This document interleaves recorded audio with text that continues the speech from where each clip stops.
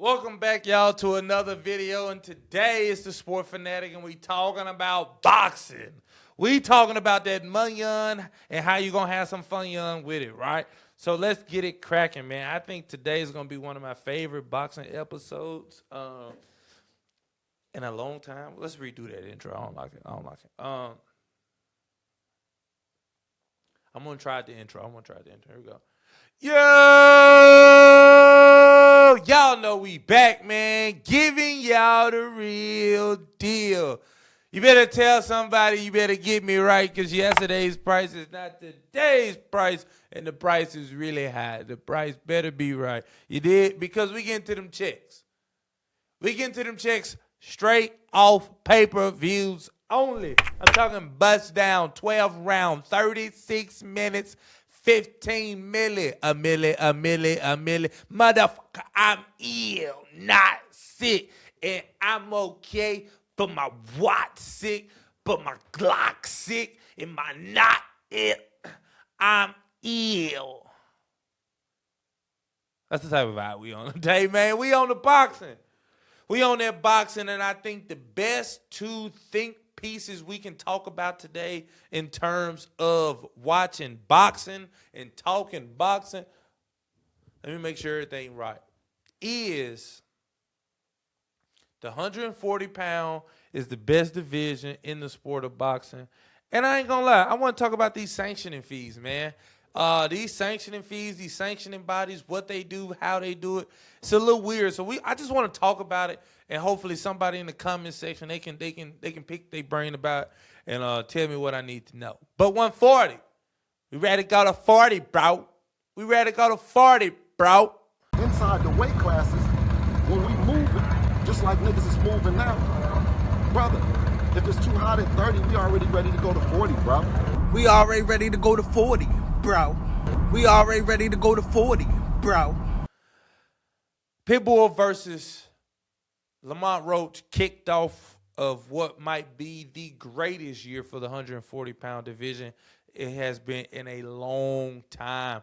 This super lightweight junior welterweight division, 140-pound weight class, is full of star-studded names.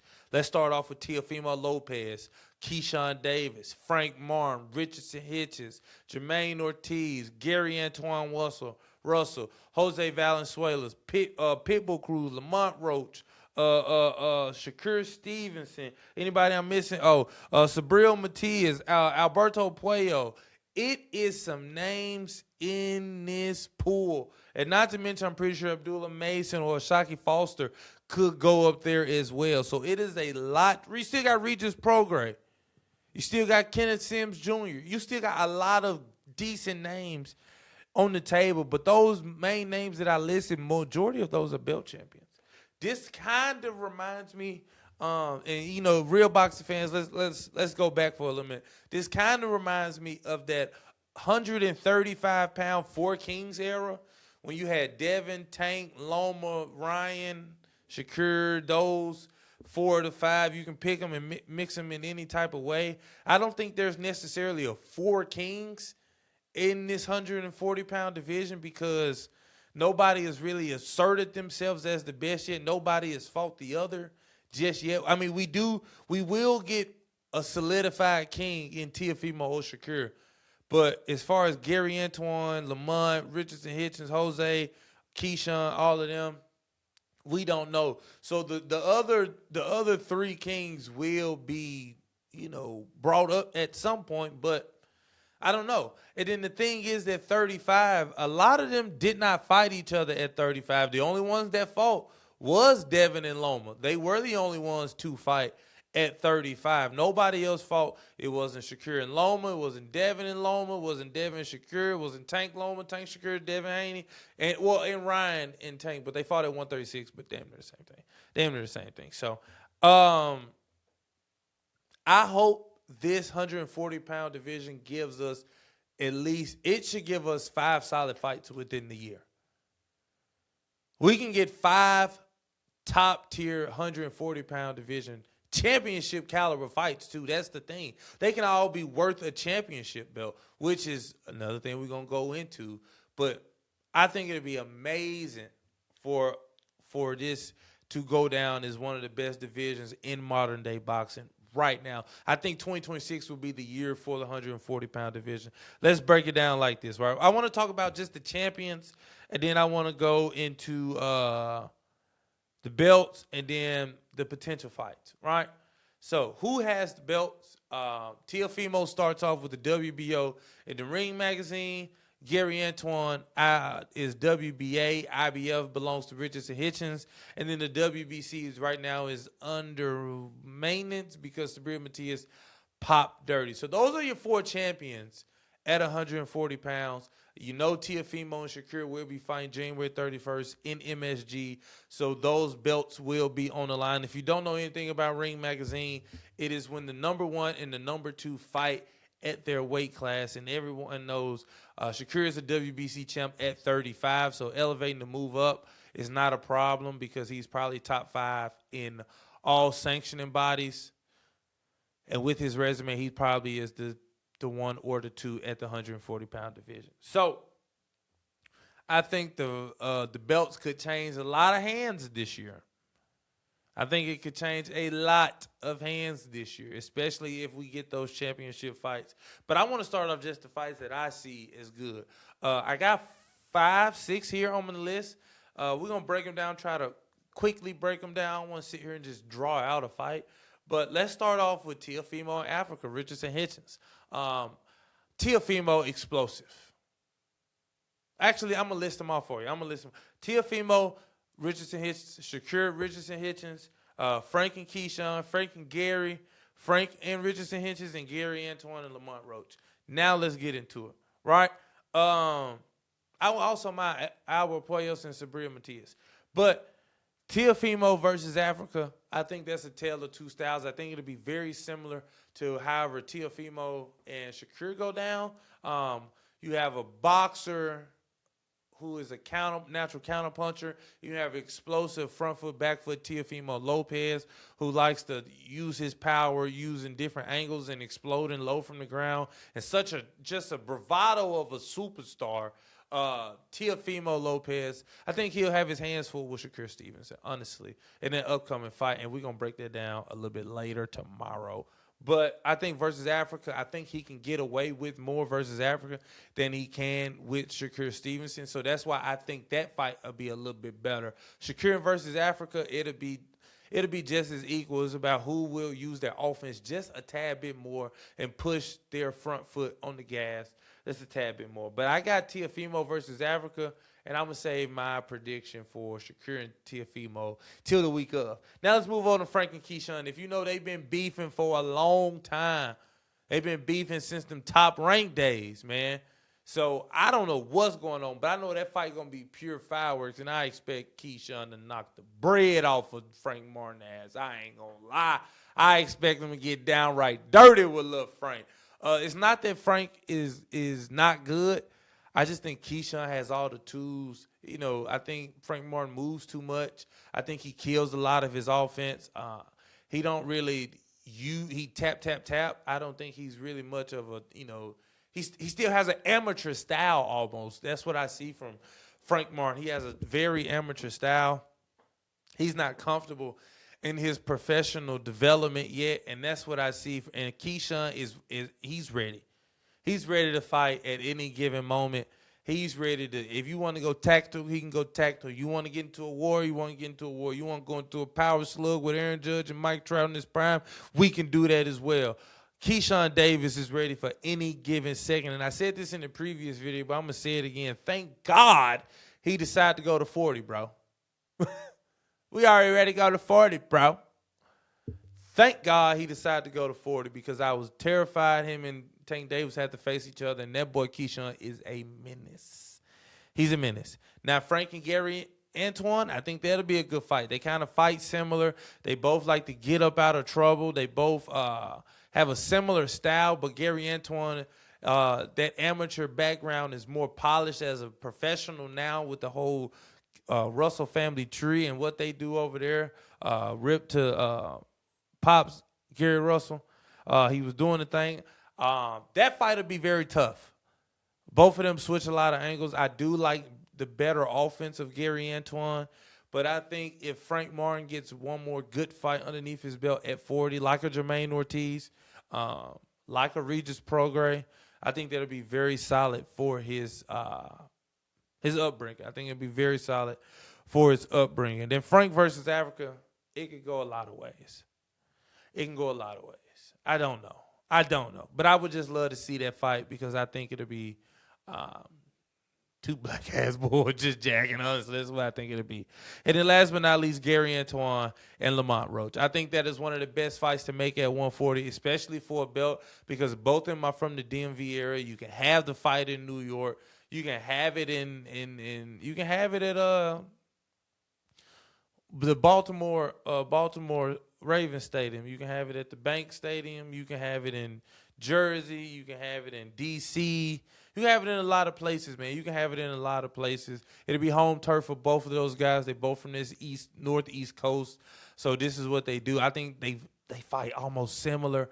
They love the inside action. The faster hands does go to Gary Antoine, but Lamont Roach is very sound in what he does. So is Gary Antoine. I think the better feet and defense goes to Gary Antoine as well. I love what he does on the inside and working in mid-range. If you watch that Jose Valenzuela fight, he beat him to the punch, and he just outboxed him for 12 straight rounds, and I'm afraid that can also happen to Lamont Roach. I think Lamont Roach is very good, but somebody said, at some point, is it really the judge's fault you keep getting draws, or are you not going over your effort level to secure a draw? Or to secure a win and not get a draw. So, I don't know about that. Dog. So we got to see what Lamont Roach talking about, because I definitely think a win against Pitbull Cruz would have gave him the opportunity to fight Gary Antoine Russell anywhere he wanted to go. So I'm definitely intrigued in those 5 fights. My favorite 4 in this division, and I want to talk about him. Keyshawn Davis is number 1. Why? Because he's the wild card in this division. If he comes and starts wrecking shit, everybody might as well go ahead and go to 47 or go back down to 35, because nobody's going to be able to beat him at 40. Nobody. If he can fully fight at 40, he's going to be a problem for at least another year and a half. I don't expect him to stay at 40 long. I expect him to go to welterweight pretty soon and match up with Devin Haney. I would love to see that, but I think he stays at 40 for 2 fights and then goes up to 47. But he's the wild card in this situation, man. He is Bud Crawford reincarnated with a little bit of Shakur Stevenson. He can do it all. He got power. He got feet. He has angles. He has head movement. He has good, solid defense. He has good general ring IQ. He doesn't get flustered in tough situations, but we need to see him in a brawl. We need to see him in a fight. I love to see every good fighter in a good, close fight. That's just what it is. That's what I like to see. So I need Keyshawn to get one of those, certified fights at 40 before he decides to leave, because he will not stay at 40. I want y'all to know that. He ain't staying at 40 long. He ain't staying. But he is still number 1 in this division for me. 2 goes Gary Antoine. So glad Gary Antoine is back. Welcome back. He's 3 fights in now. I want to say he lost to Puello, and it's his 2nd fight back. So now he's looking for his 3rd fight. That fight against Puello was his 1st fight back. He lost. I thought he won, or at least edged out. Could have been a draw. His first ever career loss. Not mad at that. Then he goes to box the blues off of Jose Valenzuela. Didn't stand a chance. He swept him all across the boards. His 3rd fight, I don't know.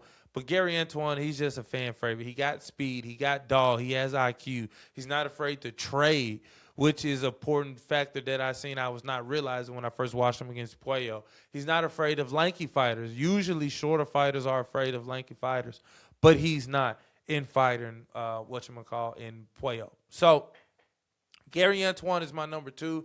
Love the guys for the DMV, and I got to take a picture with Gary Russell Jr. Shout out Gary Russell Jr. Number 3 is Richardson Hitchens. Love a good boxer. He's fundamental. He's sound. He knows that jab is beautiful. He works the body.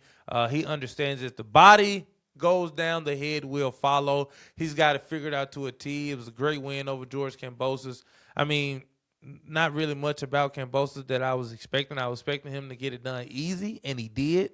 So shout out to Richardson. But would definitely love to see a 2026 fight against a top contender at 140. And plus, Word on street is that you ducked Jermaine Ortiz, man. What's up with that? The technician? You ducked Ortiz because he beat you in the AMs? What's up with that? There a script?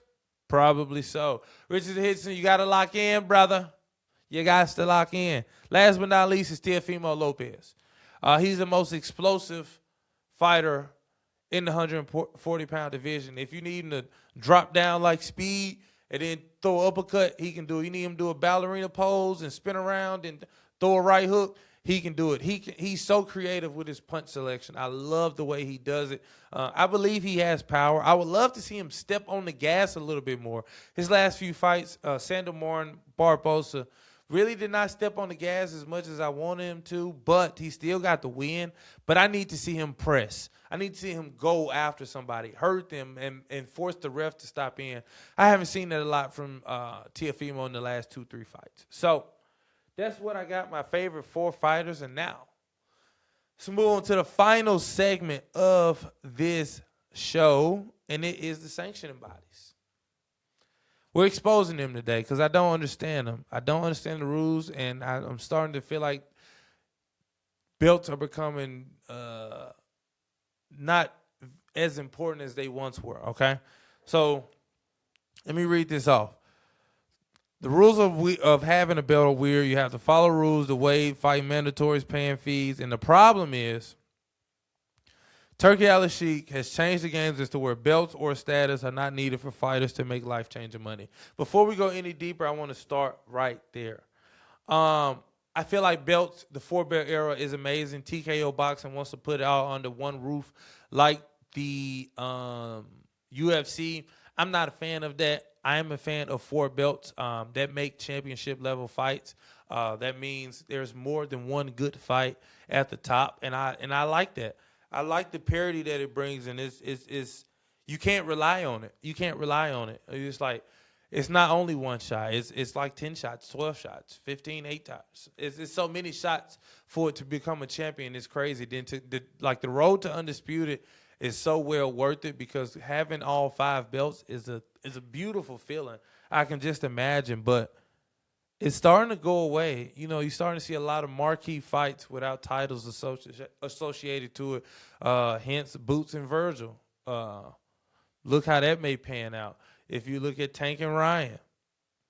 If you look at Ryan and Devin supposed to be for WBC, but that doesn't count. Conor Ben and Nigel Eubank, or not Conor Eubank. Yeah, no, Conor Ben and Chris Eubank. God, I've been up all night, y'all. It's 5 o'clock in the morning. Look at that. That was 2 fights, and you didn't even need Anthony Joshua and Francis Ngannou. Anthony Joshua and Jake Paul. See what I'm saying? So, I don't know. I love the belts. I do love the belts, but it definitely needs to be some correction around that because it's a lot of problems. So I think they lack consistency for one of these sanctioning bodies. I think they have a problem of having certain rules in place because it's always like a case-by-case type of thing. Let me explain. Terrence Crawford, he beat Canelo Alvarez for the 168 pounds undisputed champion, super middleweight. WBC stripped him because he didn't want to pay $300K. Not really understanding that, but we're going to have a video drop in. The WBC president or one of the board members for WBC step in and talk about that. So, boom. All right. So, and then based off that, you know, it was 300,000+ for Terrence Crawford, but this is where I find it weird. The WBA has yet to strip Tank. He was about to go into a non-confirmed, non-organized, whatever you want to associate it with, fight with Jake Paul, and it did not go against the guidelines of the WBA, but they did not strip him at 135 because he still holds that belt. I find that pretty weird. Or how Mario Barrios, and Ryan Garcia are fighting for the WBC belt at welterweight, 147 pounds. But was it not just last year in April when Devin Haney and Ryan Garcia fought and he popped dirty? The WBC suspended him or banned him for 2 years. They say he'll never fight for a WBC belt again. And now, within a year and a half, he's fighting for a WBC belt. Make it make sense. Or when Stephen Fulton missed weight just a few days ago, and it's supposed to be for a 130-pound belt, but the WBC stepped in and said, we're still going to put some on the table. So this fight will be at 135 pounds, and it'll be for the interim WBC belt and will become the mandatory for Shakur Stevenson. I find that kind of weird. What's another one that I got? Yeah, that's really the only one I got. I find all of that to be weird. Why are y'all making rules? This almost like the college football playoffs. Why are y'all making rules for certain people? Make them for everybody. We're all in this together, and we know who we are. We all stars, and we see it. Yeah, I know I'm sleeping because I can barely keep my eyes on while I'm recording. But I got to feed y'all, man. I got to feed y'all. I still got another energy drink to crack open. Let's talk about the IBF, man. The IBF. They force fighters to not fully rehydrate past a 10-pound weight clause. I think that is very trifling. It's very unhealthy, especially if you are a weight bully. I think that's why a lot of fighters try to avoid singling out the IBF, because once you unify IBF, that rehydration clause of 10 pounds is automatically waived. But if you just fight for the belt within itself, you have to abide by that 10-pound rehydration limit. I'm not really sure what that is. Another thing that I've seen is the drug testing. The WBC uses VADA, and other bodies, WBA, WBO, IBF, they use their own system for drug testing. And another thing, these sanctioning fees and everything, this is my biggest one. I did some research. There can be up to 68 total champions in the sport of boxing across all weight classes. There's 17 weight classes. There's 1, 2, it's like 8 champions per weight class or something like that, or 7. So how they do it is, I'm going to break it down. WBC has a world champ, interim champ, silver champ, franchise champ, gold champ. WBA has the super champ, regular champ, interim champ. In this case, the WBA, the regular champ is the world champ. The WBO only has the world champ and the interim global champ. Then the IBF has the world champ. And one thing I like about the IBF, they don't have no interims. It's mandatories or not. They really don't do anything else besides the world champ. I do like interim champs at times. It forces you to fight your mandatory. I do like interim champs, but like the WBC and that silver, franchise gold, and the Hispanic heritage and all of that shit, man, don't fight for that shit, man. You need to fight for 2 belts, the interim and the W in the world champion. And shout out to David Benavidez, because he's still chasing a full regular world champion title. He's only been interim at 68 and 75 because he's always been behind undisputed. 68, it was Canelo Alvarez. 75, it was Bivol and Beterbiev. So shout out to David Benavidez for trying to fight and move up to 200 to become a full champion. I know it sucks only being interim and having to wait, but, that's the name of the game. I would love to see it all get under one umbrella. I still love the 4 belts. I wish they would come together and merge, because I just don't understand having 4 different sets of rules, everybody drug tested a little different. That's why it's loopholes in the sport of boxing. That's why the game is so dirty and so conniving, because there's just no one umbrella everyone is under. Everybody's on their own umbrella, and they can do whatever the hell they please. And I think that is not only dangerous for the sport, but dangerous for the fighters, dangerous for the fans, dangerous for the community, because it will become an untrustable, I don't know if you can say that, uncrustable, unreliable sport. And at some point, somebody's going to get hurt very badly in a very big TV moment. And it's going to be like, oh, he popped dirty. How come we didn't know of this sooner? So that's my take on boxing. I really didn't have much to add to that. But I'm excited for this 140-pound division going into the year 2026. I'm excited to see what these sanction bodies do and how they decide to go pro fighter. The WBC loves to say they have a fighter fund, but that's why they're charging $300,000 for a belt fee. Make it make sense. But, if that's how it is, that's how it is. If it's helping the greater good, then I wouldn't mind paying it. But if it's not, hell no, you wouldn't see me at all. So I'm very curious on how that works. But this has been a Sport Fanatic, man. Your boy Deal. Like, comment, share, subscribe. The whole 9 back-to-back YouTube videos today. We grinding. We put in an all-nighter. I can't complain. We grinding. So, with that, that is all I have for today's episodes. I will see y'all at 12 o'clock for the live stream and then the post-live stream press conference video. So, with that, the Sports Fanatic, your boy Deal, I'm out. Hope y'all enjoyed this one. We'll be back. I ain't gonna lie, $300,000 for a belt is kind of wild. Can't even lie.